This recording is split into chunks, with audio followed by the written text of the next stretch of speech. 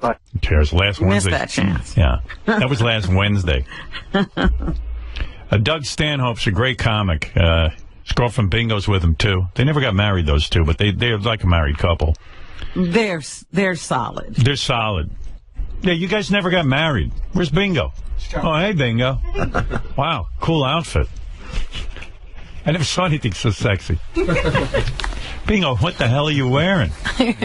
Band uniform. Where'd you get that? At thrift stores. Oh, wow. Yeah. And Doug, you look pretty snazzy, too. What are you wearing? Stupid things. Yeah, cool. Vintage stuff. Wow, Bingo, awesome. I don't think Bingo hasn't been here since she was bald. No, I have. I had hair. Did you have hair? Last time you were here, you had hair. You're so much cuter with hair. No offense. That's all right. Yeah, I love you with hair. Don't you, Doug? Don't you love Bingo with hair? Yeah, no, I like it. Yeah. I know you get annoyed with me every time I ask you guys if you're having sex, but it's sort of an important question. No more than ever, which is rarely. Which is never. Never. I don't get it. It's exactly what you were explaining in the last segment about jerking off. It's repulsive. You get it done as quickly as possible. You got a point. It needs to be done. I know you hate when I ask you that, but it just seems like you're a couple. It's more like you have a spiritual connection than a physical one, right? Yeah. Yeah. But you got upset and jealous. Well, actually, you didn't. When Bingo cheated on you, remember that time she got fucked by that bus driver? Yeah, he wasn't jealous. That's true. Yeah, we finally found out who that guy was because you blacked him out, and he was a fan that had emailed me when he moved to town. You guys are so in sync. A bigger fan than I knew, Robin. I mean, you guys really are in sync with one another. It's like really weird. Like you're both satisfied with the relationship.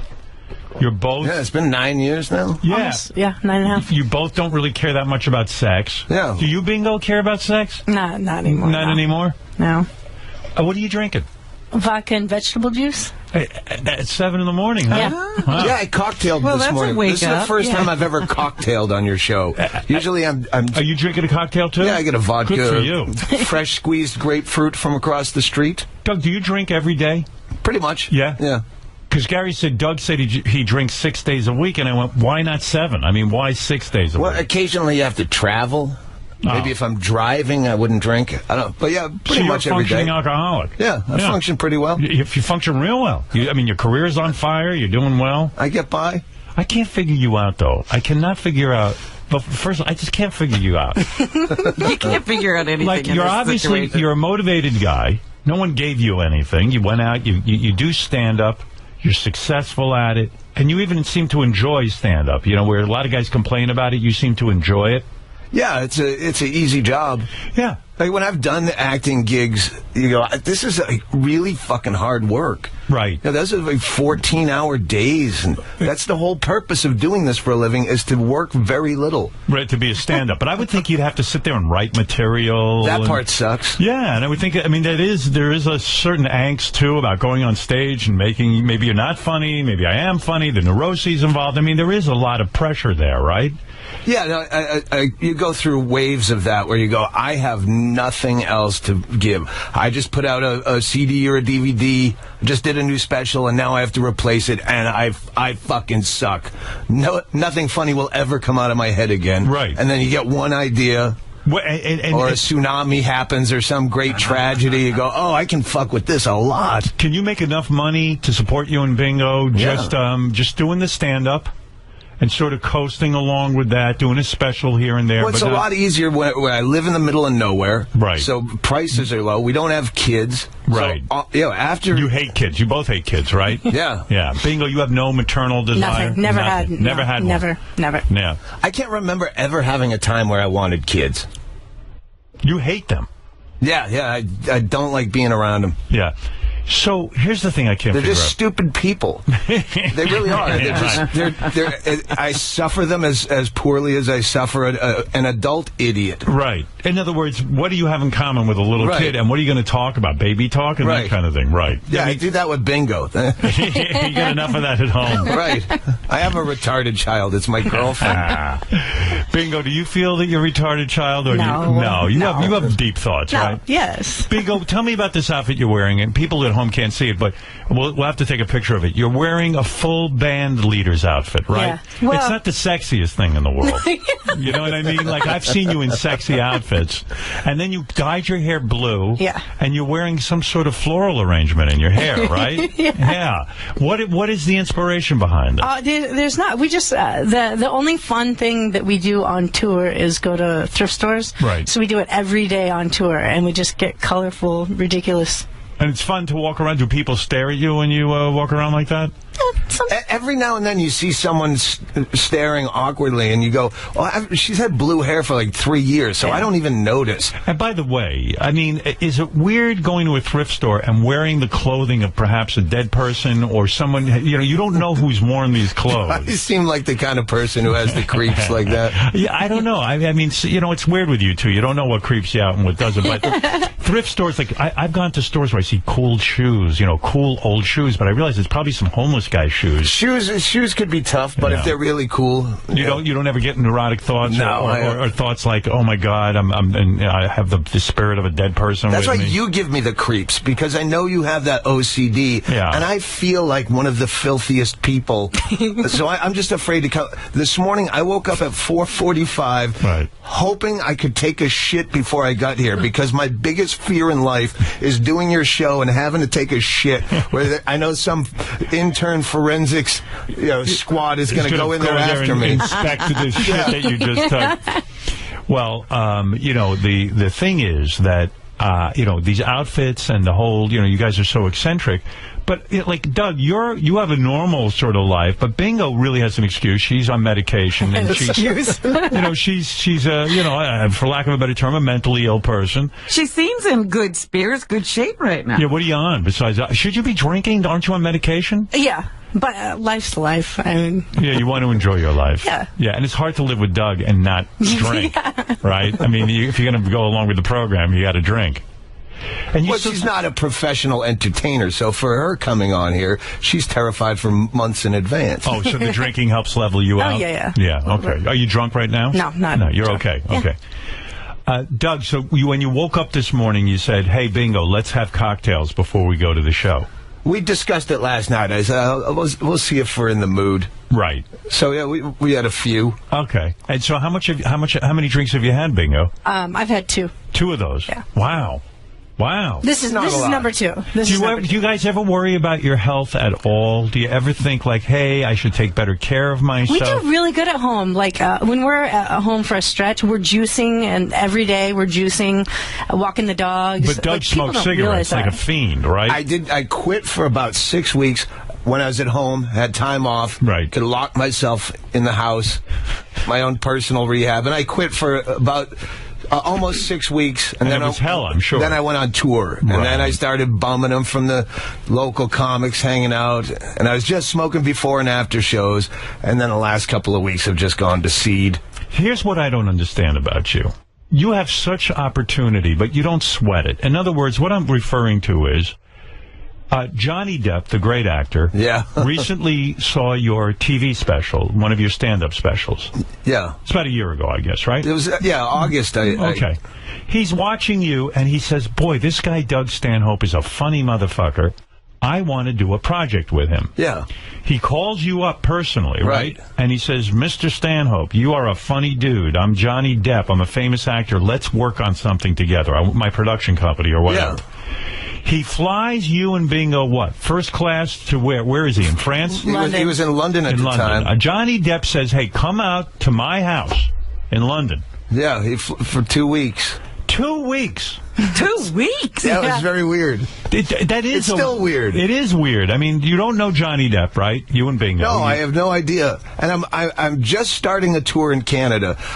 I had a new special come out on Netflix, so now I'm having to replace all that material, and I'm not ready. Right. And my manager texts me right before I go on stage, because we got an email from his agency saying, Johnny Depp will be calling you. I have no further information. Wow. But right before you go on stage, you don't drop that in your head, because now all that new material I'm working on, I'm just going, what the fuck is Johnny Depp? Like, By the way, before we get back to the Johnny Depp thing, that is the scariest thing of being a stand-up comic, right? When you have to start a whole new hour. Right. You have no material because everyone's seen it on Netflix. You can't do any of your old material, or you can do some of it? You don't do any, but generally you have that gap between when you tape it and when it's released to work all that shit out. But what's it like to be an accomplished comedian and go on stage and know that the paying audience is waiting to hear big laughs and you don't have any prepared material? My audience, I have such a fantastic niche audience because I am a fuck up and they know I'll never be sober on stage and they hope I go off the rails. Right. So when I'm working out new shit, they're all for it. If I fail your fans are willing to watch you fail. They'd probably enjoy it more if I failed miserably. Wow. So you don't gather like new fans. It's like you have this hardcore army out there that'll pay to see you. You have to wait for people to die. Right. And then you get in. You get a membership. Yeah. But it's kind of like what the Grateful Dead used to do. They'd go around and their fans were so loyal that they would just put up with anything the Grateful Dead did. Right. And I try not to take too much advantage of that. So when you go out on stage for an hour and you have no material whatsoever, what do? You just go, hey, look at that microphone over there. No, you always have. I'm 23 years in, almost 24. Right. You always have. You go back to old notebooks and, okay, what is some of the shit that I never quite got right? And when you say notebooks, do you bring these notebooks on stage with you? Well, I have probably, God knows how many notebooks. You just scribble down in these notebooks your thoughts. Yeah. Do you ever worry that you should put them in a computer so you can back them up so you don't lose your thoughts? I've never been able to write on a computer. I'll take a yellow legal pad on the road to, put, outlines of shit together, and then I'll save set lists, and I'll go through old set lists and go, okay, that bit worked there. And these notebooks, are they detailed, or is it just like, hey, talk about computers not working properly, or something like that?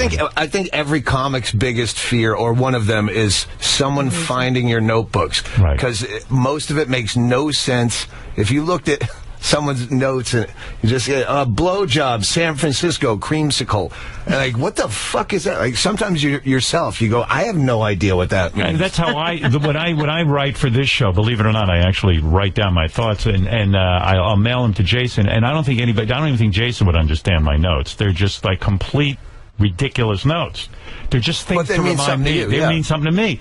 But 10 years from now, I wouldn't even remember what the hell I wrote. Right? Yeah. Yeah. So you have these notebooks, and do you worry that you'll lose these notebooks? I would think these are your most cherished possessions next to Bingo's headdress. I mean, really.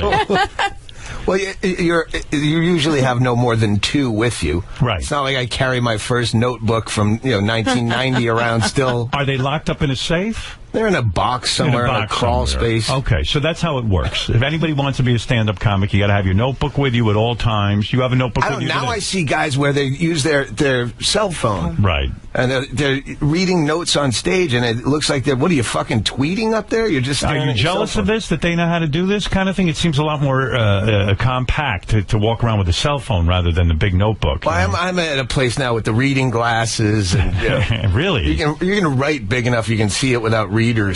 So Johnny Depp gets in touch with you. I've seen this, and you're about to go out on stage, and then so now the whole time you're out there, you're thinking... And then you go, fuck, I got to leave my phone on now? Right. Like if he calls... What do you do? Do I take the call in the middle of a set? Yeah. I think people would understand, but they probably wouldn't believe me. Right. And then he doesn't call, and then the next day I'm just staring at my phone, and we're trying to go. How long I'm before trying you to actually imagine call? why. Yeah. Because even if he wanted me for a project, say, that's not how the business works. Right. If you wanted me on private parts, you wouldn't have called me directly. No. Your people would call my people. Right. And even if I was on the movie, I might not even meet you. Right. So I couldn't imagine what circumstance, and then it goes into the next week. He still hasn't. So now I'm writing bits about the Johnny Depp phone call that never came. Right. And I'm saying, if nothing else, at least I got like a 6-minute new bit, which is what I needed the most was new material. Right. And then it's like waiting for Johnny. You could write a book about it. I tell the audience that Johnny Depp has as much reason to call me as he does you. Right. Like how fucked up would your life be if you're selling shoes or whatever you do for a living, and you go to lunch and you come back and they go, Tom Cruise stopped by. He said he had a question, but he didn't say what, and then he never comes back. It's the worst kind of torture you're describing, because here you are, you're a guy in show business. Johnny Depp is certainly powerful enough to be, to maybe even change your life, be in a movie. You don't know, and your mind starts to run with all the different things that Johnny Depp could want you for. Does he need a ride to the airport? No, it's more like, friend. It's like, wow, he must want me for a film. Well, wait a second. No, probably not. Maybe he wants me to write something for him. Maybe. My best thought was maybe he's going to play a fucking burned out, washed up alcoholic comic, and he just wants to hang out. Like, Your research. Huh? But so you don't know. So he wants to do a ride along. Maybe he wants to fuck Bingo. Who knows? You heard the story where she fucked the bus driver. I heard she fucked a bus driver. That's right. You mind if I fuck Bingo? Yeah. Listen, everyone wants to fuck Bingo. So then he finally called. By the way, when is the last time you fucked Bingo? I don't know. Did we try to fuck recently? Yeah, we just started laughing. Yeah. Oh, my God. It's so depressing. What was so funny? You mean he couldn't get it? Doug couldn't get it up? Probably not. Wow. Do you think it's the drinking? Oh, no, I think it was probably cocaine that started it. Oh. Who's less into the sex, you or Bingo? I think Bingo would be up for it. Yeah. You would, right? I think Yeah, that must be a little disappointing that Doug doesn't fuck you. It's all right. I mean, no relationship's perfect. Right. Right. Doug, would you want to do it with someone else, maybe? Beside Bingo? No. I think I'm just gay for myself, and I'm not attracted to me. Right. Do you masturbate, Doug? Rarely. Wow. Just rarely. Doug, it's so... But again, it's something you get out of your system. It all seems so bleak. We have a fantastic life. I know. I love you and Bingo together. You're such a great couple. I think you're the only one that's upset that we don't fuck. I know. But Bingo's so cute. Why not? Doesn't make any sense. And she seems like she's fun, like crazy fun. Like you'd be up for anything, right, Bingo? Maybe. Yeah. Good for you. Anyway, I'm not going to get into it this time. It upsets Doug. So it hurts me. Did you used to love sex? Yeah, no. In my younger days, it fucking ruined every relationship I had. How old are you now? 47. That's not that old. Well, according to you. But I'm saying in my 20s, I could not cheat on a girlfriend. I was fucking everyone behind their back. You just kind of lost the desire. Yeah. Unfortunately, fat and slow and old and gross. It dwindled down to none instead of one. When did it stop? You were hoping to hit one. Yeah, I mean, it just kind of... But it's no big deal. Hey, what the fuck? If you're not missing it, then who cares? The two of you are happy. I think it was right around when Johnny Depp called. I go, I got to get a better class of woman. Fuck this. I got to fuck Bingo. This pedestrian, bus drivers, fuck this girl. Huh? So, yeah, let me understand something. Let me understand something. Johnny Depp eventually calls you. He calls me. How many days did you wait? It was like 9 or 10 days. Good Lord. But by that time, I have the bit in place, and I'm like, fuck, if this is Johnny Depp, I just lost 6 minutes of material. When he calls you, do you think this maybe isn't Johnny Depp, that it's some comedian goofing on you? Brian vetted the phone number to make sure it was the UTA that called. And Right. Yeah, because, nothing worse than being goofed on. Yeah. So you don't want that to be the prank phone call going around the internet of the time Doug Stanhope really thought Johnny Depp. So, yeah, what did Johnny Depp say when he was just gushing and that he likes my stuff, and he had seen some pilot, old Lenny Bruce unaired pilot, and he thought we should do something crazy like that with you, and he just went on, and he had a creative idea for you. Yeah, and he said, I don't even know if you'd be interested in this. I go, I'm smoking a fucking cigarette in a Ramada parking lot out of the rain, about to play a sports bar for 150 people. I think I'd consider it. Yeah. And then there's a dead pause, and then he realized I'm kidding. I go, So then Johnny Depp says, I tell you what, man, why don't you come to England? Yeah. I have a house. And stay at my house for 2 weeks? He put us up in a 5-star hotel. For 2 weeks? For 2 weeks, and we went to his house and hung out. We went to the set first. What was he doing? A movie? Yeah, he was doing a movie, and it was on this open field in the freezing fucking cold rain. Now, when Johnny Depp... Wait a second. This is too mind-blowing. When Johnny Depp contacts Oh, shit. you... Yeah, and he says, hey, come for 2 weeks and I'll put you up in a hotel.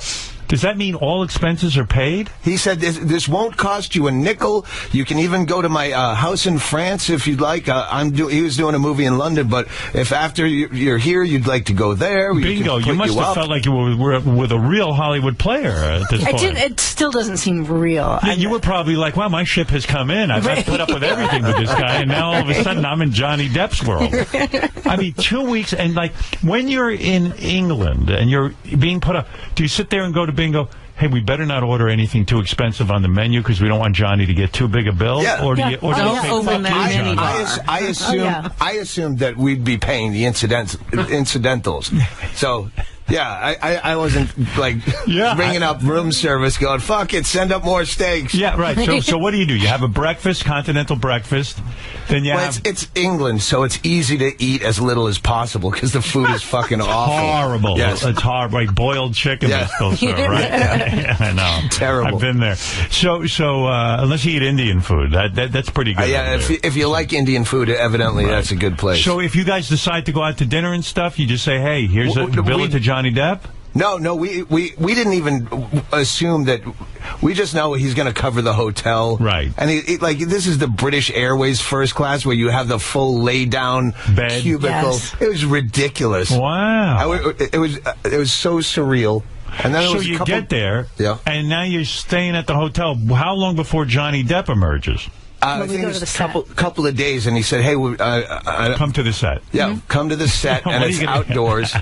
And again, we're dressed like this. We're dressed like fucking assholes. Right. Bingo wore her what is that, a cheerleader outfit? It's a band, marching band. Marching band outfit. Did you wear that to meet Johnny Depp? I can't even remember, but it was strange. Something even more. She always dresses in something silly, even when she's home and no one's looking. What is behind that, Bingo? You want attention? Is that... No, I love color so much. It's almost like an antidepressant. I see. It makes you in a good mood. Yeah. And we have to worry about your mood, right? Because you could end up killing yourself or something, right? Right. I think she might have been the Bumblebee kid from that Blind Melon video 20 years ago. So are you embarrassed by Bingo's outfit at all? Do you ever say to Bingo, Bingo, we're meeting Johnny Depp, maybe don't wear something so crazy? I was dressed in a leisure suit, a 1970s dumb leisure suit. But Johnny Depp must have loved that. I mean, he wants two weirdos hanging out. He's a weirdo himself. Well, he was on the set. He was playing some 1930s character, so he's already dressed up like an asshole. Everybody's like make-believe. Now, when Johnny meets you, does he hug you? Does he embrace you? I gave him a hug. Like, he's like, hey, my long-lost buddy, Doug Stanhope. Yeah, and he was smoking cigarettes, which immediately, anytime someone smokes cigarettes, there's a level of comfort. It's like the same way black guys nod at each other walking down the street. Hey, you're a black guy, I'm a black guy, we're okay. So, he comes in this tent, and again, it's freezing, so he comes in the director's tent. They're filming an outdoor shot right outside. Yeah. And we smoke cigarettes. It's like, hey, you're suicidal, I'm suicidal. Well, let's go smoke some cigarettes. And by the way, he smokes like a mental patient like you do, right? Yeah. Jesus, yes, he does. Do you smoke at all, Bingo? Not too much. Not too much. I'll take drags, but Doug, you smoke like a mental patient, right? Yeah. I mean, like, how many packs a day are you up to? Well, again, after I quit, now it's a slow burn. Now I'm back to a pack a day, maybe. Yeah, I'll go home. I'll go back to quitting. And Johnny Depp's one of those guys lights one off another, right? Right. Yeah. No, he has someone light it for him. Does he? Does he have a guy? No, he doesn't. So he takes you in the tent. Yeah, so we talked for a few minutes because he's going to go back out to do his scene. And he gives us the two, like, director's chairs, those high stools to watch on the video monitor. Right. And we've talked for a minute, and they got some intern to bring us, coffee, and we sit down, and they go to action, and my chair falls backwards through this tent. Right, I roll into the mud. What happened? You lost your balance? I'm in the shot. No, it was like a muddy... You fell into the scene? I fell into the scene through the wall of the tent. Johnny Depp was probably like, what the fuck? Well, his natural line on the set was, man down, and it happened perfectly timed. Wow. The scene is where he accidentally shoots a guy with a shotgun. Right. How great if they keep that in the movie. All of a sudden, in the middle of the movie, you see Doug Stanhope go flying into his Some plaid jacket. Were you Who's dying? the asshole in the plaid jacket in the mud? I know appearances are important to you. Any comic knows they have a self-awareness. You must have wanted to just crawl into a hole and die. The exact opposite, because it was a genuine, complete fucking buffoon move. That I go, I can't fuck up any more than this. I was crying laughing. And does Johnny Depp go, why did I fucking bring this guy into England for 2 weeks? Was Johnny Depp laughing at this? Well, he was still on Of course, set. everyone on the set, production people are immediately thinking lawsuit. Right. Go get the paramedics over there. Yeah. Are you okay? You should stay still. I'm fine. I'm not suing anyone. They're Relax. going to lift you out of What, are the you going to mud. put me in a neck brace? Jesus. Bingo, do you start throwing your baton in the air? Because I could not. I didn't help much. I was laughing so hard. Great. So Johnny must take you at some point to discuss business, the business of you being in this. Yeah, we went to his house for dinner. Like, he can't go out. And he's got a gorgeous girlfriend. Yeah. Amanda Heard is his fiance. So you're at the house now with Johnny. Yeah. He's kind of scoped you out. He figures you're cool. You smoke. Well, I smoke. Let's go to the house and have dinner.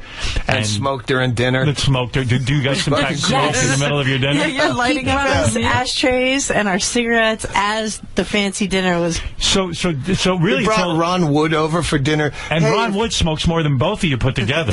He went into the living room and got everyone's cigarettes and put ashtrays next to everyone's Ron Wood? dinner plate. During dinner, Like, he doesn't stop for a minute, because I watch the Stones. I've gone to their concerts, and Ron Wood smokes even when he's playing the guitar. Like he won't stop he's like a chimney. Yeah, they're sober, but cigarettes. Yeah, right. And so you're saying during the dinner, Ron Wood brings out ashtrays to encourage smoking during the dinner. He just as a polite thing. I'll go and grab, because we were all smoking in the living room. Right. And he got everybody's cigarettes and brought ashtrays just to, hey, I'll grab that for So you. the idea of like maybe taking a break from smoking for a few minutes doesn't occur to anyone. No, it's just the way it is. And so, like, in the middle of salad, will you light up and eat and smoke at the same time? Absolutely. I'd wait for someone else to do it first, and then I'd follow suit. I definitely knew I was the new kid at the table. Yeah, right. You didn't want to be rude. Yeah. So, like, Johnny Depp's talking to you, hey, man, like, we should start, like, a new project. And he's got the cigarette, and he's got a fork in the other hand, and he's, like, shoveling in food. And then, wow. Yeah. Wow. It's like a smoker's heaven in there. Yeah. And I picture him with, like, an old, weird castle. Well, like this a was Tim a Burton rental movie. house. Oh, I see. Just for the set. Yeah, the movie. just for that movie. I hope the people renting the house are smokers, because it's going to stink in that house. I mean... Well, when that day in the tent, the first day, at some point I made reference to how we're bringing down the property value of that nice hotel he put us up in, because we're out every half an hour smoking, and you have the butler, valet, what do you call him? Yeah. The guy with the white gloves who opens the door He's the for you. You go, butler. I'm just going to be standing here smoking in my pajama pants. Yeah, right.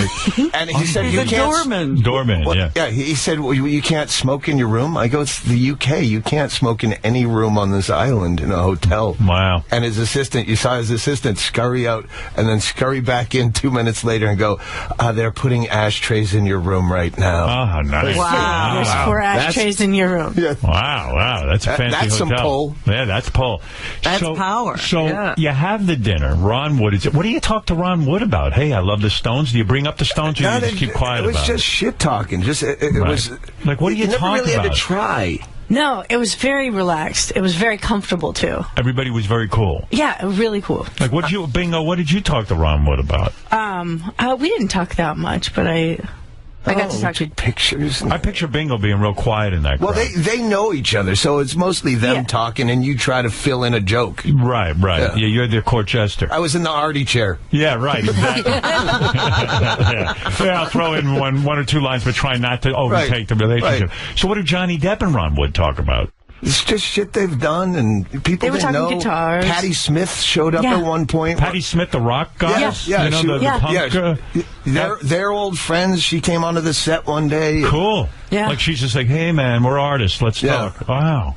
But there was one night where we I mean, every night now you go for dinner? Now it's we've like... been over several times, but at one point, I remember Bill Burr was playing in London. So I went to see him on the Saturday, and then on the Sunday I was going over to Johnny Depp's. And he said, hey, sorry I couldn't go to the show. We were filming late because I invited him to see Bill Burr. He said, would you want to invite your friend Bill Burr over here? And I'm like, fuck yeah, I do. Yeah. I want a witness. I want a friend to see this shit. So he came over, and he had to leave early because he was playing another gig in Ireland. But we ended up getting a bit fucked up, and Johnny Depp said, do you want to stay the night? I'm like, fuck yeah. Fuck yeah. You want to stay at your house, Johnny?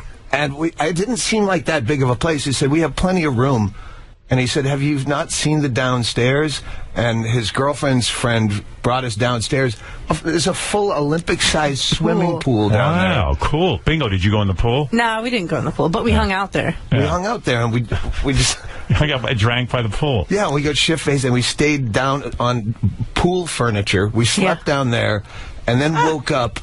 And you don't want to see people in the morning. No. Is Johnny's girlfriend super hot, though? She's a model, she's right? beautiful. Yeah. Did she ever get naked and stuff in front of you guys? No, it didn't get it. Bingo, did you ever try to get her in bed? No. She's wonderful, though. Yeah, you liked her? Yes. Did you talk girl talk with her?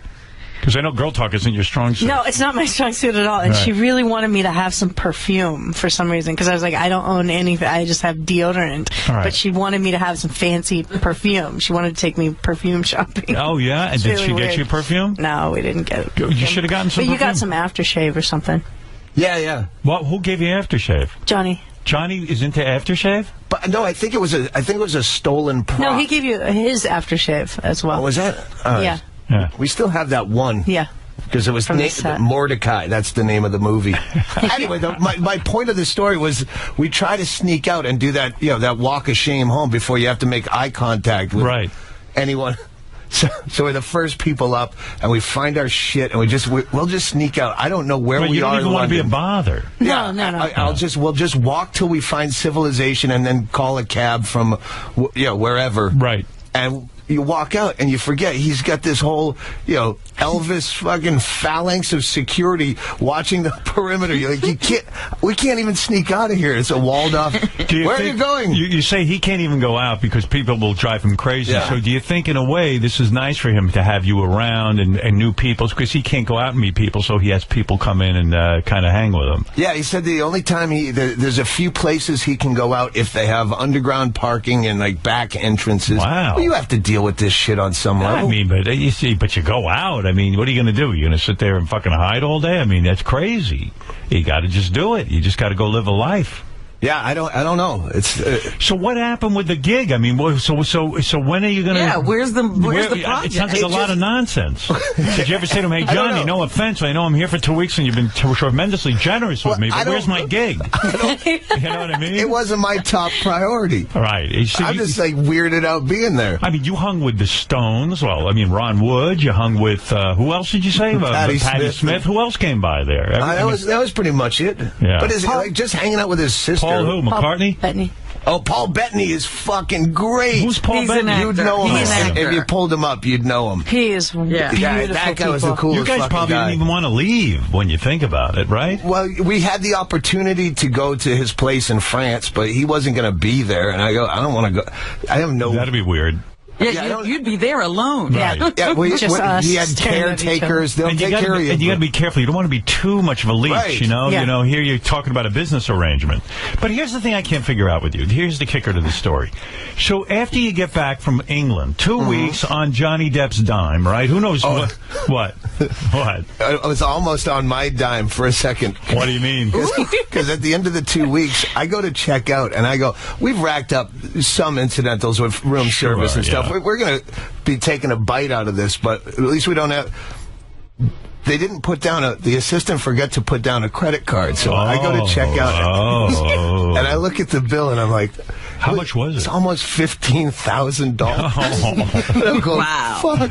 Oh, my God. I don't really have $15,000 to take them. So what do you... I gave him my credit card, and then I just sat the whole ride to Heathrow going, how do I phrase this text message in a funny way, but also let him know, this whole... So what'd you write?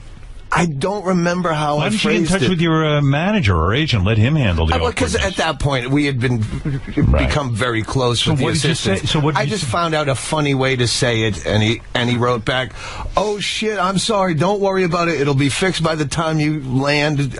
Don't tell That's some Johnny. assistant. Yeah, don't tell Johnny. Don't tell Johnny. LOL. I don't want to lose my job." Yeah, well, you know what? He deserves to lose a job because poor you. You're like, hey, I didn't ask for this. You guys invited me, and Yeah, if they can get you ashtrays, you know, get the bill. right. I knew he It's just awkward, you know. Yeah, I knew he just fucked up, but I didn't know how to broach the subject. I guess not. So I'm shocked you even had a credit card to give them. I mean, you should be like, I don't have a fucking credit card. So there you are.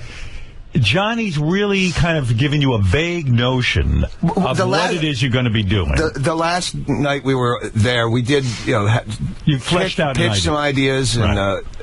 And then he got back, and then he proposed to his girlfriend.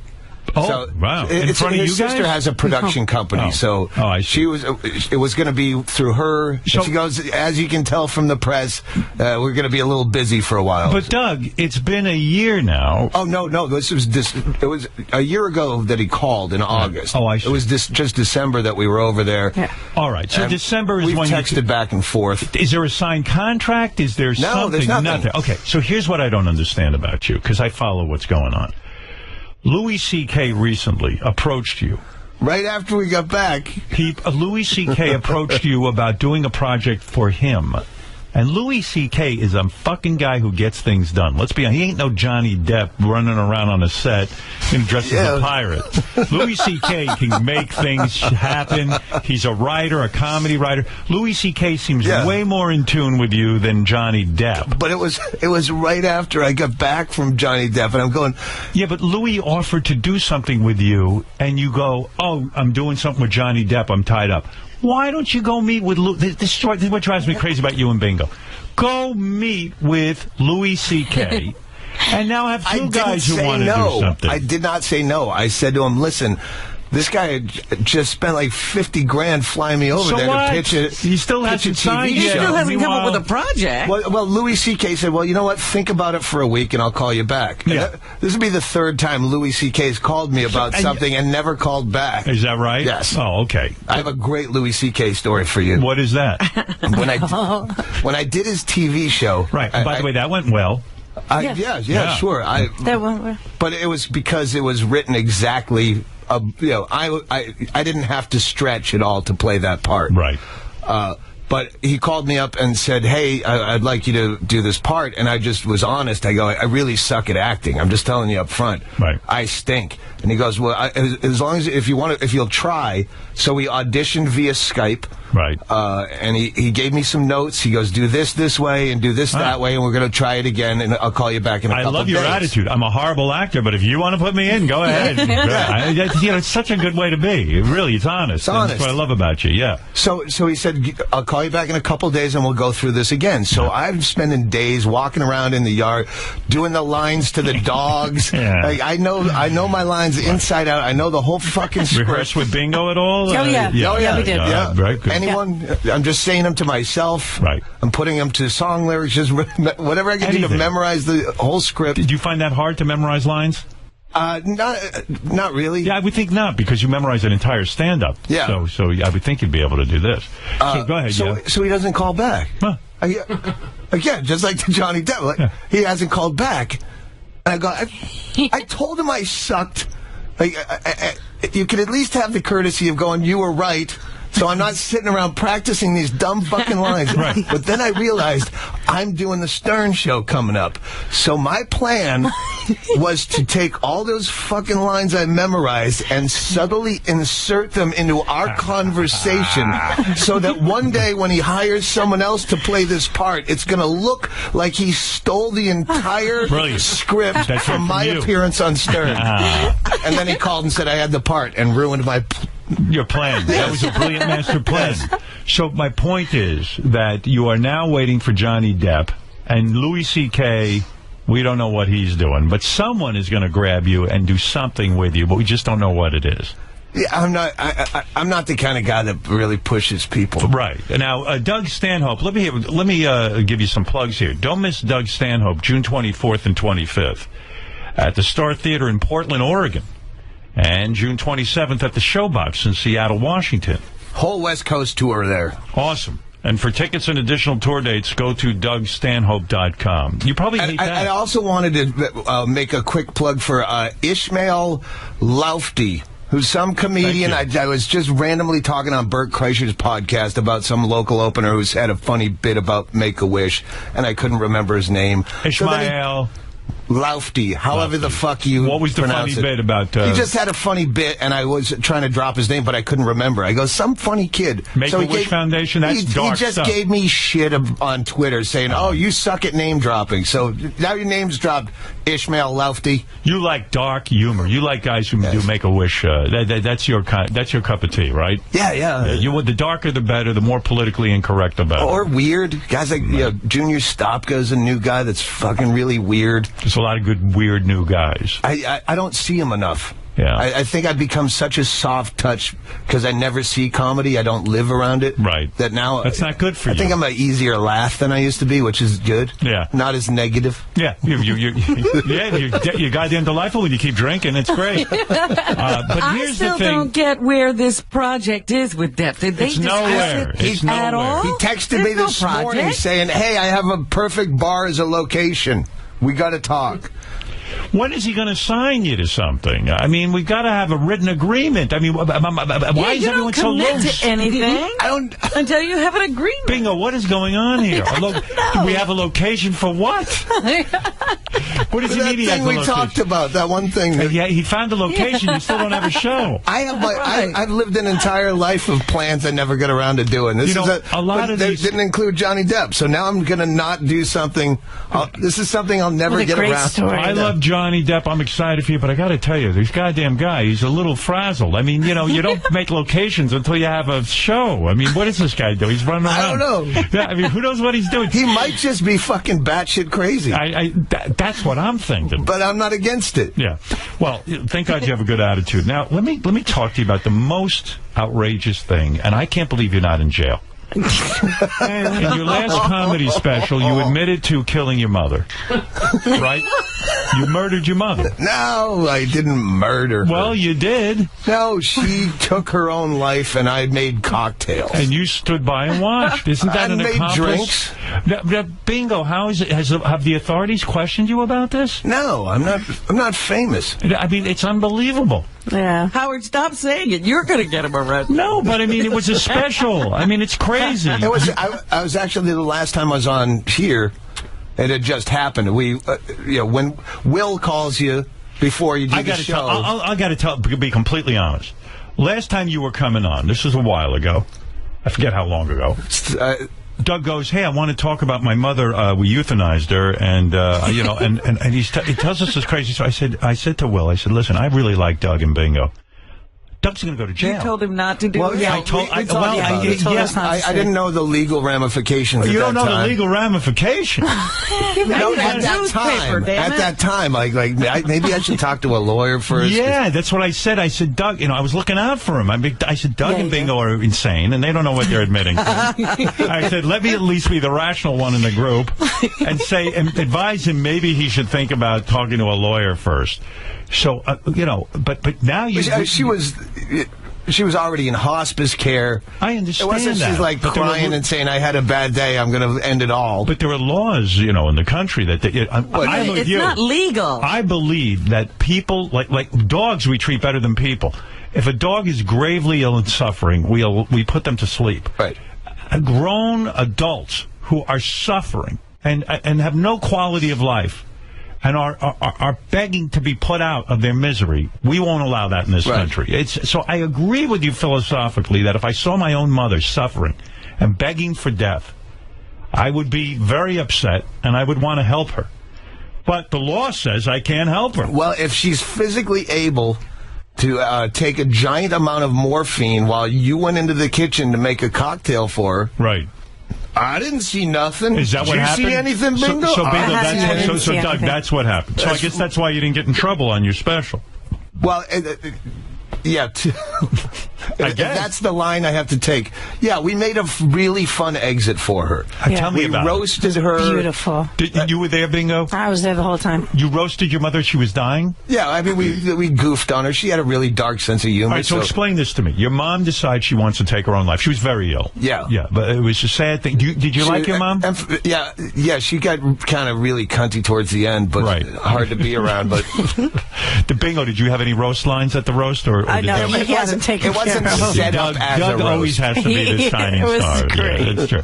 So there was no dais. Jeff Ross is nowhere in the vicinity. But who headlined the roast? You headlined? She knew that it was getting towards time, so she said to you ahead of time. She came into our house. Go ahead. She was living across town, so we got a hospital bed set up, and they brought her to our house. And I had a friend that was a former nurse that would come over and do bedpan shit. Yeah, I'm not doing that. I don't care. Would you say your mom got cunty at the end? But did you like her when she was younger? Or yeah. Because I figured maybe you didn't. She told me that I should be a stand-up comic before I ever thought about going on stage. She was very supportive of your career. And you said to your mom, she said to you, look, Doug, I'm a fucking mess. She was a great, Beavis and Butthead mother. Like, when we were 15, she'd let us smoke cigarettes and read Hustler magazine and stuff like that. Wow. So, she didn't set any limits with you. Right. Do you think maybe that's why you're an alcoholic and you smoke so many cigarettes, that there's some problem between you and your mother? I really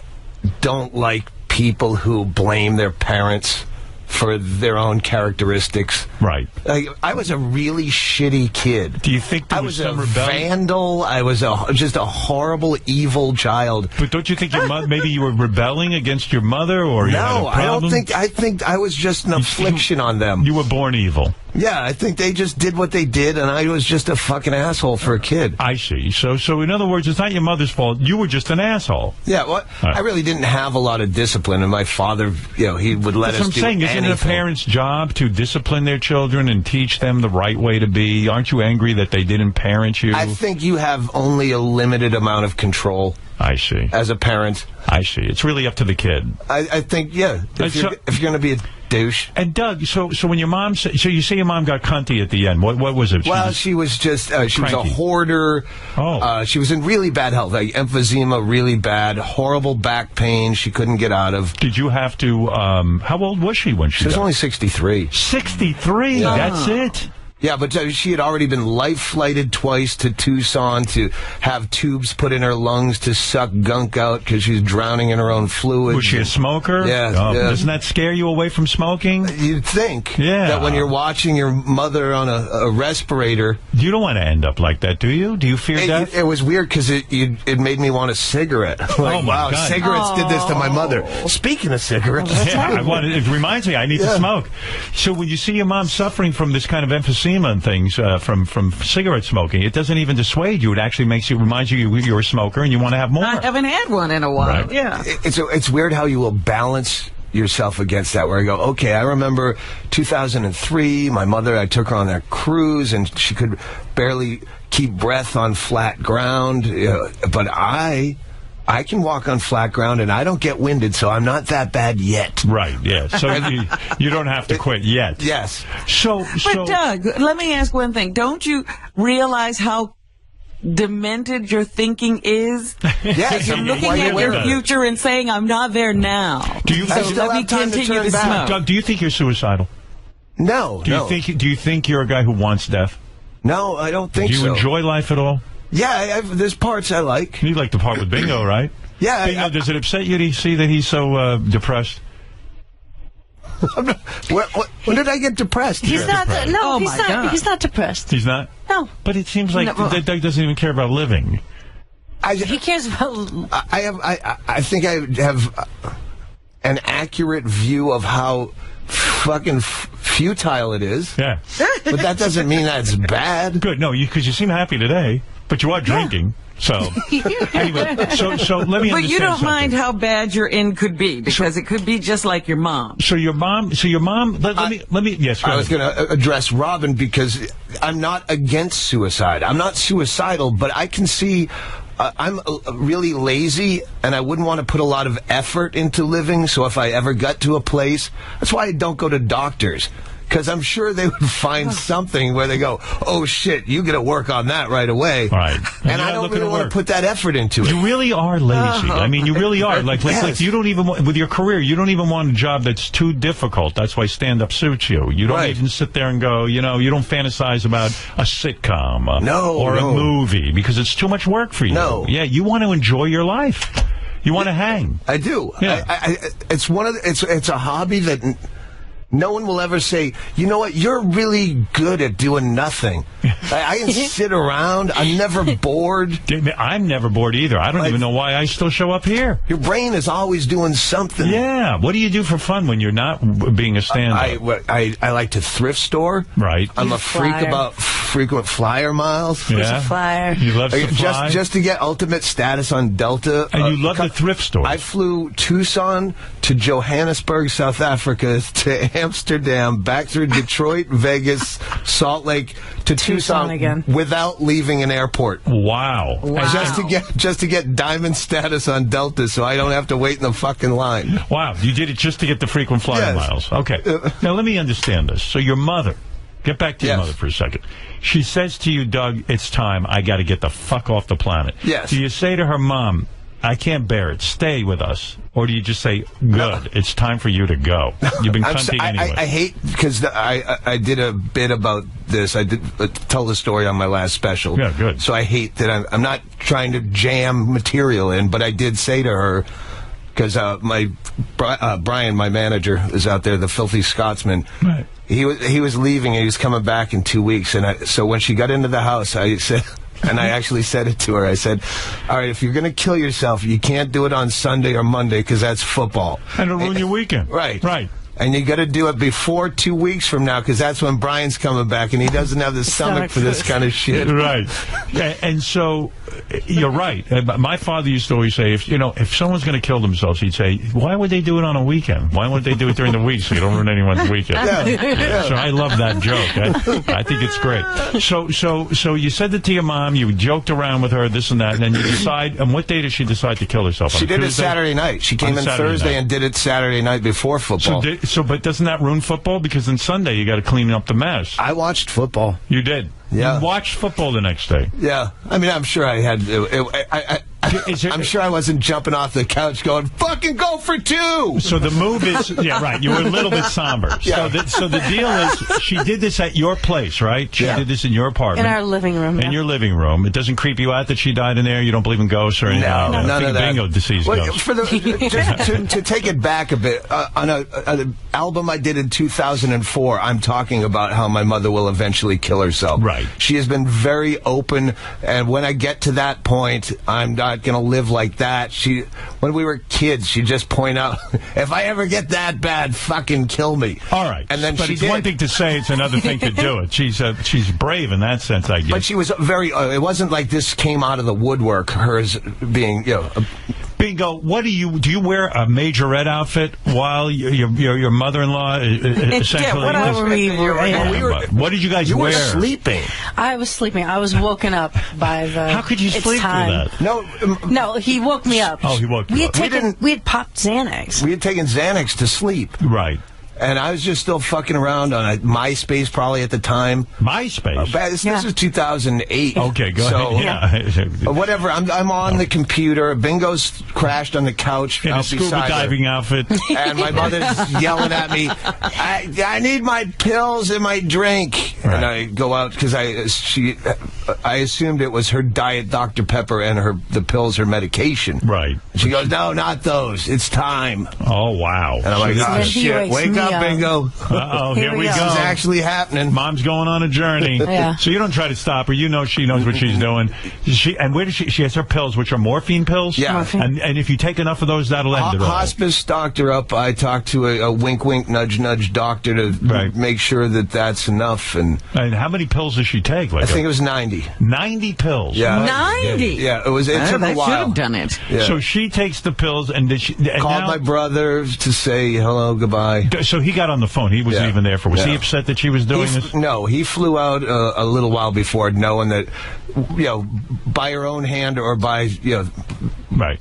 nature, she's not going to be here long. So she says goodbye to him, and now when do you start the roasting? As she's dying? We're fucking with her the whole time, making cocktails. At first, is she like, hey, this isn't working, nothing's happening? No, she had a really hard time taking pills, so just the act of taking them all just took forever. So we're just trying to make it funny. And this is quite... Now, what do you say to your mom if she's dying? What kind of jokes? I mean, you say... The one I use in the show is... Hey, wait, they found a cure.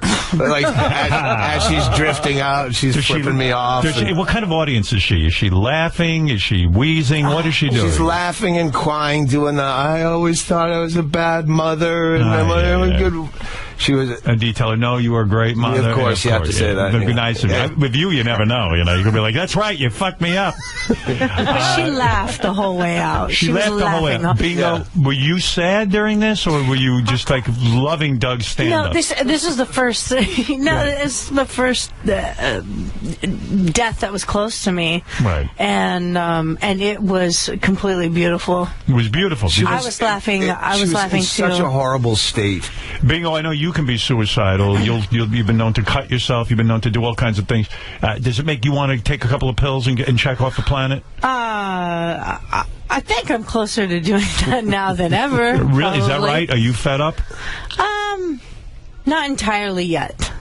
Doug, do you know this about Bingo? Yes. Are you going to give her the pills and then do some drugs? No. Bingo, what's going on that you're closer than ever? That makes me sad. We did decide that, though, that would be a fun way to kill ourselves, is that same first-class ticket. Right. You go in L.A. to Heathrow, 14 hours in a bed, and just tell them ahead of time, listen, we sleep like the dead, so don't wake us. Bingo, what's going on, though? Come on, I'm concerned here. What's going on that you're now closer to feeling like you want to end it all? I've just seen stuff lately, like with Derek and Amy. Derek and Amy. Oh, I know what you're talking about. We don't have to bring I know this what up. you're talking about. We don't have to. I didn't know. You're going down a dark path, Mr. Stern. Yeah. Let me go down. New subject. The most amazing part of this story that you're about to tell. I'm fine with unfunny. No, the amazing. There is something funny in this. We can keep it funny. Here's the funny part of the story. I was hearing I was shocked that you guys own a rental apartment. It's not a rental. You guys have a rental property. It's a house that abuts the back of our house that I bought. You rented it out to friends. I drunk bought a house. Right. But the fact that you had enough money to do that is what I'm impressed with. Well, it's $59,000. You can buy a house in Bisbee. Wow, isn't the that whole great? house was, it was I could go out there and maybe buy up all of Bisbee. And You could be a real estate king. I shouldn't have been Bisbee, will you? Right beside my house, so I just we have a cut secret door in the fence. Has anyone followed you guys to Bisbee? Any other show business people? Yes. Really? I didn't even tell Will this. What? Yeah, we have a stalker fan that moved in across the street. And do you like that? Directly across the street. You did, because you want to be near Doug Stanhope? It's a chick. Wow, she loves you? And a cute chick. And you're not going to fuck her? No. Bingo? Should he fuck her? We just met her. She's been there for a couple, 3 months, I guess. Yeah. Well, we've been on the road for most of that, but we finally met her. We were drunk going down to the city council meeting. We like to do that. Yeah. And we saw her out front and said, "Hey, come to the city council with us." So how do you know she's a stalker?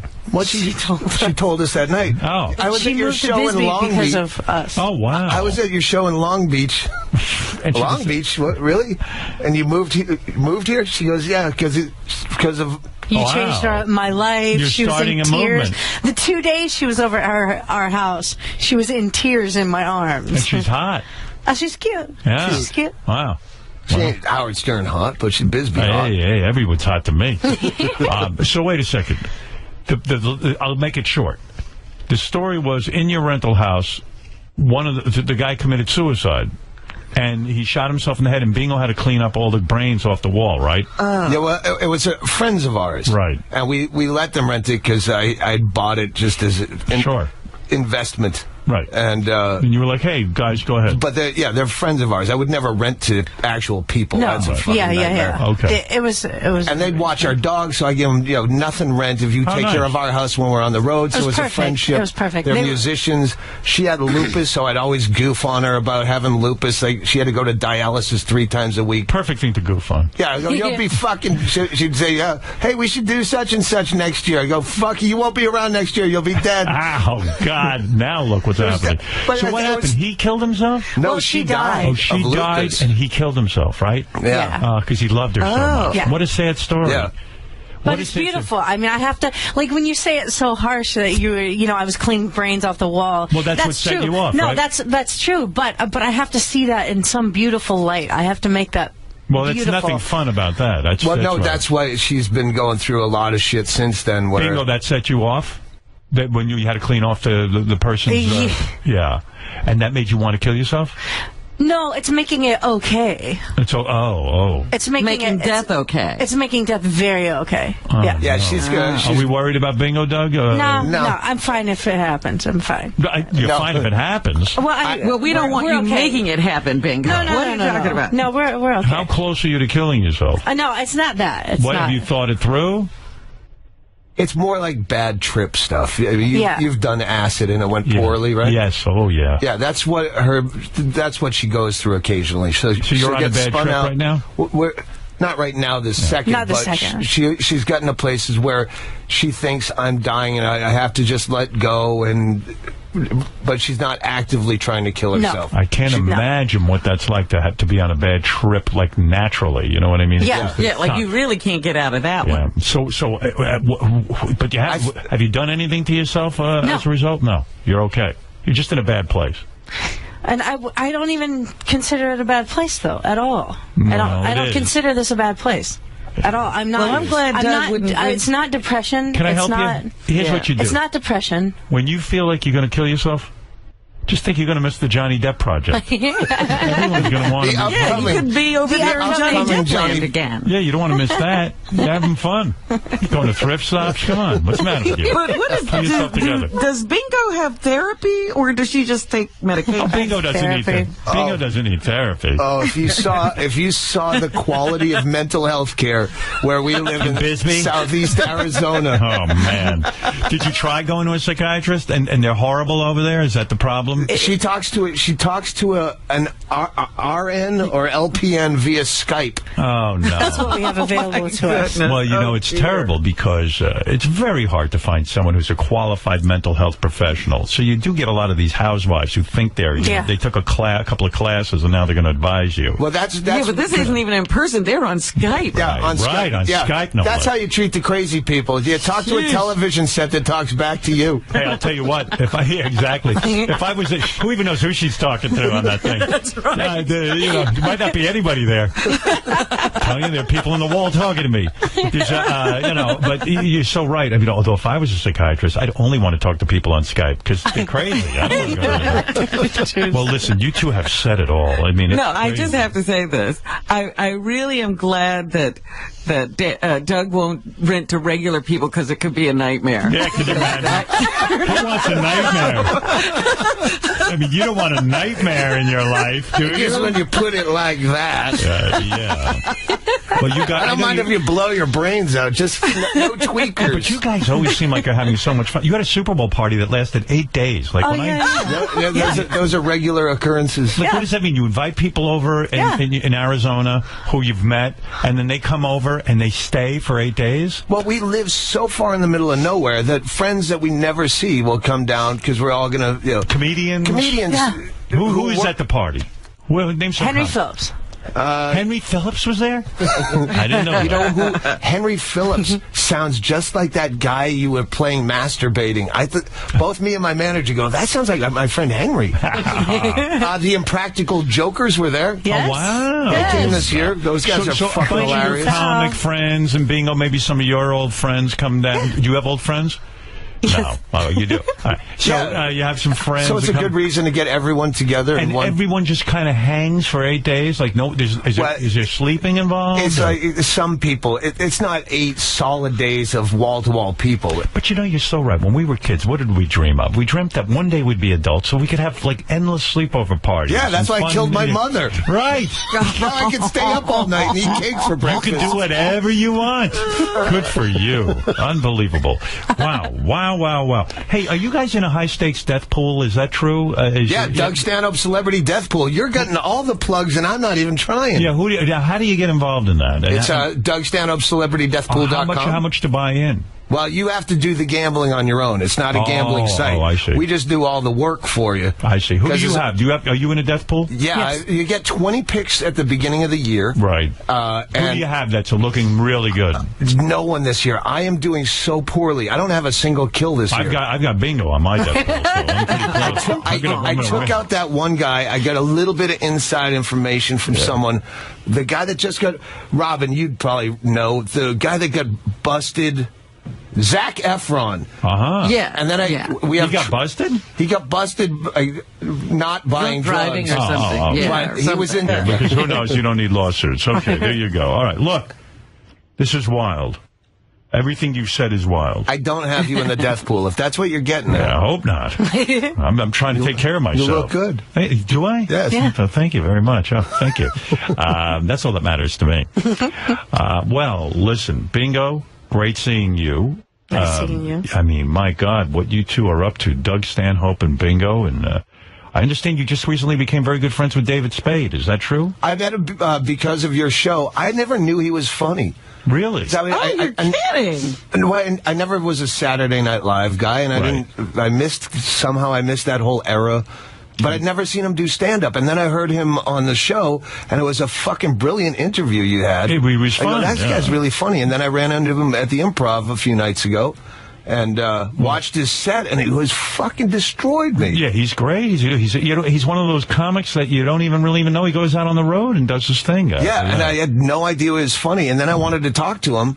He came and found me after the show. I wanted to ask him. He was talking about his hernia surgery on your show. Right. Yeah. And I think I got a couple working. I know I have one. No. I think I have two. You might have to go to a doctor. I'm pretty sure I have two. You might have to go to a doctor. I might have to do that. Well, that's why I went to David Spade. Right. That's kind of like going to a doctor. He's been through it all. Yeah. I mean, why not? It's so smart. Just started having a really nice conversation with him, and then one of my friends who I was there with was blackout drunk and just randomly tried to fight me right in front of David Spade. Oh, my God. And David Spade kind of grabbed his girlfriend's hand and slinked out, going, Bye. Yeah. But he was nice, and he found got my email from the Improv and emailed me saying, hey, sorry, that was awkward. But oh, great. Okay, so now you guys are, that's good. I'm glad. I always like to hear that you found him through the show.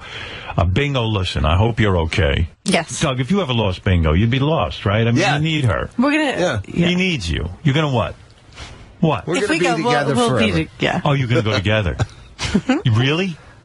We have no plans on killing ourselves. It's Okay, because I'm getting a very dark feeling here. Sophie's Choice feeling. Yeah, right. Sophie's Choice. Really, Bingo? Like, you couldn't check out without him, right? And you need him. You're in love with him. Yes. Yeah. Very much. Yeah, I'd have to be in a really dire position to kill myself. Right. But again, like my mother, I would not be someone who wants to die with a lot of tubes coming in and out of me. Well, I'll make you this offer. If you two decide to go, I'd love to come roast you. As you're going, if you don't mind. I would prepare some I would material. plan that. If I were going to kill myself, I would make it a party, and I would want to roast. I would love to roast. Yeah. I do 10 minutes respectfully and then leave. You know what I mean? I don't want to be there for the whole thing. Well, gonna step out early. Exactly. I know when to leave. I'm like Bob Hope. And then Doug will live. It's crazy. There should be a whole new industry you could get started with that. It's not a bad idea, roasting people as they die. It is an idea. Hey, Mom, they just found the cure. In fact, it's one of the ideas that I talked to Johnny Depp about is comedy hospice. Ooh. For people For a good time dying. Yeah, people who don't want your relatives sitting around crying at their bedside. Hey, let's have some fun. I love it. What is it, Ralph? Hey now. Hey now. This is Ralph. That's Ralph. That was Doug. That was a great Johnny Depp story. I'm just wondering, why did you leave? Well, Ralph, that's your move. Ralph, you invite him over, he doesn't leave. And you always say to him, you got to be gracious and know when to leave. This fucking guy, he would have stayed with Johnny Depp for the rest of his life. Gone to that other place. What was it? The France. He would have been at the home in France. And said, hey, pay my fucking bill. There would have been no jokes involved. Right. No, I would have gone off to France. I wouldn't care if Johnny was there. We debated it. Well, that's why Doug's a human being, Ralph. You got to understand, you don't do that kind of thing. Even though people offer, you don't take advantage. Oh. And I hate the idea of France. Like, there's nothing alluring about being there alone. I'd go to be a sycophant to Johnny Depp, no question. But yeah, to sit by myself on a. But you lived Ralph's dream. He loves that. I mean, that's what he's waiting for. He's waiting for his celebrity to somehow... we thought that Stamos was going to adopt Ralph, but then Stamos figured him out. Hey, Ralph, we thought Sam Simon was going to adopt Ralph, but then Sam Simon figured I do have Sam Simon. I get him, but that's a no-brainer. Oh, come on. Don't even say that. God, I love that guy. I hope he's going to be okay. Celebrity school's not about love. Sam's doing good. Yeah, he is doing well. Is he doing good? He's doing well, yeah. Hey, Ralph, if you ever want to stay at the Suicide Suite down in Bisbee, I can have that. There you go, Ralph. I just had the bullet hole puttied over. I don't even know where fucking Bisbee is. That's why I'm he safe. ain't going to no Bisbee. All right, thank you, Ralph. Yeah, seriously. I mean, cleaning up. You shouldn't have cleaned up, by the way, after a suicide with your condition. I would think. There's nobody comes and does that for you. There's got to be the family's ready to be there. We had to do it ourselves. I would imagine a lot of people in Bisbee kill themselves. You would think there'd be some service that would be we have a couple of friends that helped out. I was on the road. How the fuck did you pick Bisbee of all places? I mean, where did you find Bisbee to move? It was a place I found randomly when I used to live in L.A. and I drive on the road when I do road trips. It was kind of on the way, and I found it when I was killing time between Phoenix and El Paso gigs. I had a few days off. And you don't miss civilization because you're on the road all the time, right? So right, I get plenty of both. Yeah, that's smart. And you can buy your how much did your house cost? $50,000? That one was $59,000, and the one I originally moved into was $140,000 at the peak of. And it's probably nice. That's a mansion, right? Small. No, it's small. It's small. No. It's very small. Yeah, the town's weird. It's an old historic town, and it's kind of artsy. But are your neighbors weird, or are they cool? I have great neighbors. Wow. Yeah. It's a smart move, I went down to the last city council meeting we went to drunk. I went down to address noise complaints in the future because she's having a party on May 25th. So I went down and... You went down to address the fact that you're going to be making a lot of noise. There'll be noise complaints May 25th. Right. It'll be... Here's my address. Come by. What do you do with your mom after she kills herself? Like, what do you do? Well, we've passed out finally. Right. Because again, we'd already taken Xanax, so she was out. We literally had to put the mirror under her nose at one point, like we did with my dad when he died. Oh my God! And then we just played music and laughed and cried and drank, and then. And you kept the body there in the house with you? The lady who was nursing her came over the next morning, and she was dead at that point, and called. Who do you call? She called. The ambulance, 911. We got a dead body. It was an expected death. Huh. And they came in, and they tried to take Bingo. What? They came to my Bingo's feet. Still passed out, and they completely walked by the hospital bed, which is glaringly there, and then go to His get dead Bingo. mother with her mouth open. And they take Bingo? And Nurse Betty had to go, no, over here, the obvious dead body in a hospital bed. See, that's scary. Bingo. Oh, I could've woke up buried to you. that. She just saw the God. 2 legs hanging off the back of the couch under a blanket. Oh, my God. What goes on in Bisbee? Oh, my Bingo. goodness. She does sleep like that. She'll wrap herself completely up like a mummy in a blanket. Bingo. God forbid they had buried you instead. But Nurse Betty, our friend, said that the 2 guys that did that were out like mortified, like trying to, didn't even know how to apologize for what And they we were just... laughing. Oh, so God, thank God you 2 found each other. No, not the one in the majorette outfit. Take the other one. Oh, my God. All right, look. You 2 are out of your minds, but it's great. You found each other. It's a miracle you found each other. I love it. I love it. I have, I'm very happy, sir. And as you should be. You've got a great woman over there. I'm going to take her home right now and chuck a fuck at her just for you, Mr. Stern. Don't miss Doug Stanhope, June 24th and 25th at the Star Theater in Portland, Oregon, and June 27th at the Showbox in Seattle, Washington. You got to go see him. He's and you've got a lot of material stored up, right? I mean, we're not going to go see you bomb. Oh, yeah. No, we're doing good. All right. And for tickets and additional tour dates, go to DougStanhope.com. That's where it all happens, really. Are there pictures of Bingo up there? I gotta update it. I'm going to put a the picture. dates are updated. I'm going to photograph you in this outfit, Bingo. It's fantastic. I'm going to put it on the website. This should not be missed. Right? Yeah, we had to, we were creeped out about having to ask you for a picture again. No, we're going to do it. We're going to do it. I want a picture of this. And don't miss Doug Stanhope in the Johnny Depp project one day, someday. Or the Louis C.K. project. Yeah. Louis usually calls me back every year going, hey, I'm sorry I never got back to you about that thing. Yeah. Yeah. What is that? I don't know. If I call you about a project, we're going to sit down about a project. We're going to get it done. Yeah. I'm just not calling you. Don't call me. You got shit to do. Yeah, no, I got shit to do, too, believe me. I know exactly. You can see a picture of Bingo on howardstern.com/fanzone. Bingo's up there because the outfit is great. It should be seen. I mean, I'm sitting here looking at you. You are so colorful.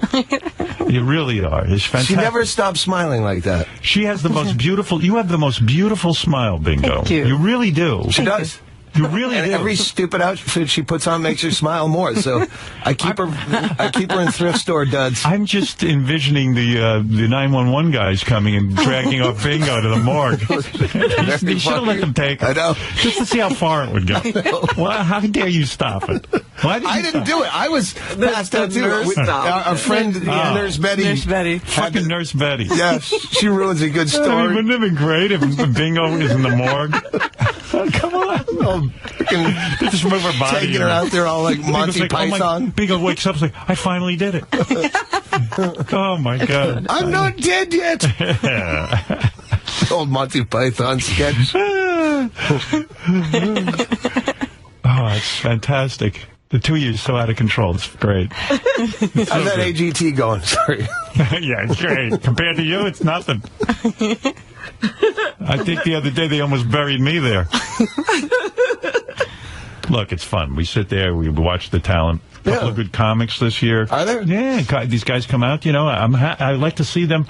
The show is terrific for comics because you know how hard it is to get any kind of attraction going. Right. These guys are talented. Some of them have 15, 18 years, one guy. They come out and they do a good job. There's a certain kind of comic that can do well on that show. Yeah, you got to have jokes. Yeah. But there were a couple of edgy guys this year who don't. Really? They just kind of tell I know stories. you can't name names, but yeah, I probably wouldn't know anyway. I'm so out of the loop. You might know some of them. But every time I find a guy that's funny, I'm like so happy. Yeah, you ever hear this guy Arsenio Hall? Fabulous. He's a new up and comer. He just he did a good 15, 20 minutes. He was fantastic. No, with these guys, who are around these comedy clubs and they do their thing. I look forward to seeing it. Yeah. Well, all right. There's more fun going on in your house, but oh my God, when they came to drag out Bingo, it must have been the greatest thing ever. Nothing like that ever happens in my house. No. No, they never get to take a live person for a dinner. Yeah, right. No, that one. That's like the Munsters.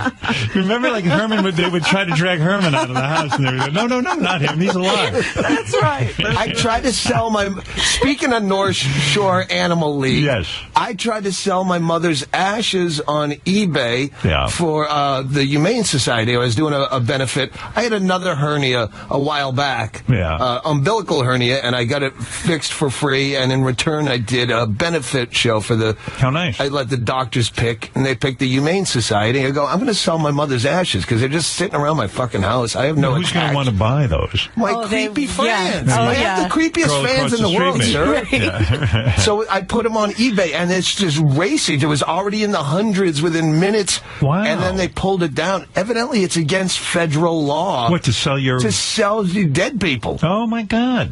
Well, why? You can go to these stores in Manhattan and buy human skulls. I don't know why. I was going to buy a human skull. I went in. I was going to buy it. I was going to put a cigar in, and it was a Chinese woman, and I was going to put a cigar in her mouth and put her on my desk. Let her live there. Why not? Well, I had a pang. I was like, you know what? This woman lived a life. She had a family. For her to be a decoration on my desk is so fucking wrong. No, it's not. You're dead. I know, but it just How bleak is your imagination of an afterlife that you would still give a shit if... Yeah, but I just thought it was disrespectful to her memory. Yeah, I never had any kind of attachment to like that. But I thought, my mother was a cat person, crazy cat lady. Like 11 at one point she had. We're up to 6, and we're fostering 5. But we're so crazy, too. I thought that would be That'd be a nice thing. Yeah. Some creepy fan buys her for a couple of grand. Your mom was a hoarder? Oh, bad. Like what would she hoard? Well, she wasn't as bad. Because of the emphysema, she couldn't get out much towards the end. That's the worst kind of hoarder. But it was when we had to go through her shit. Like, there'd be... Paper bags? Paper bags, a lot of dollar store shit, a lot of expired cans of food, but there'd be old, like, electric bills from 1997 in these spider web, like, stacks. And then you go out, you're about to throw them all away, and then you find one envelope that has crisp, brand new $2 bills and stacks from 1976, and like even money she'd hoard. But now you have to go through every single piece of shit. How long did that take you? It took us days. She lived in a small place, but it was Gary's mom filthy. was a hoarder too, and like he said, getting her to just like get rid of some stuff was impossible. I had to put her in detox once. She was an on-again, off-again alcoholic. Yeah. And one time we had to put her in detox, and then we decided this was when she lived in L.A., and that place was just, it was a one-bedroom apartment, but it was narrow ways to get through. Would you find, like, animals dead in there? No, it wasn't that bad. Yeah. But, and this was before they had the word hoarder. Yeah. And we decided while she's in detox, we're going to clean this whole place out and make it beautiful, not knowing she'd freak out. Right. And we did. We made the place gorgeous. She came home and freaked. She fucking went ape shit. Yeah, Ronnie had that with his mom. The Ronnie limo driver, when his mom was sick, he cleaned out her plate, and she was like, "Oh my God, where's my paper bags and where are my this and that?" You know. Even when my mother was dying, she was saying to Bingo, "Don't let them throw away this and that because they're worth money. Right. I have medical books that you can sell." That's a real affliction. Yeah, the QVC jewelry. My parents are the opposite. They don't save anything. Really? They throw everything of mine out. I come home and everything be gone. Like my entire comic book collection out in the garbage. Boom. Bingo done. Did that to me. We did a big... Once, yeah. Why'd you do that, Bingo? I thought she was trying to do the right thing because we were trying to de-hoard. We try to keep ourselves in check. Right. Where we get a little too much shit from the thrift stores now. Right. So let's get rid of a whole bunch of shit at once while we're in the mood. But I just did it when he was gone, and I can't believe you guys go to the thrift store that much. Oh, is all it the every time. Day? Well, on the road. Yeah. Every day on the road. You're in a new town every day, and hey, what kind of cool stuff do you get besides the clothes? Just vintage clothes. Yeah. Yeah. You can't. It's unbelievable. All right. Every day's Halloween. All right. Look, I don't know what's going on, but don't miss Doug Stanhope. Let me give you one more plug because it was so great seeing you guys. June 24th and 25th at the Star Theater in Portland, Oregon. And, of course, June 27th, everyone is talking about the Showbox in Seattle, Washington, where you can hang with Doug, and I bet you Bingo will even. That's right across from the Lusty Lady, where I once ran into an old friend in a jerk-off booth. Wow, how nice. Yeah. Hey, look who it is. James Inman. For tickets and additional tour dates, go to DougStanhope.com. I bought Richard Christie a six-pack. I go, I should bring him some beer. I love that guy. And then I woke up this morning sober, and I went, that's the dumbest fucking thing I ever did. So Richard Christie, there is a six-pack of Sam Adams down at the Bentley Hotel if you want to check Lost and Found. I decided not to bring it because it was dumb. And by the way, if you're thinking of killing yourself and you want to be roasted as you go out, please get in touch with Doug Stanhope. Doug Stanhope's Comedy Hospice. That's right. And please get in touch. All right, listen. You two, you've said enough. Sure, you'll probably be in jail by the end of this interview. All right, listen, we'll be back right after these words. Thanks, guys.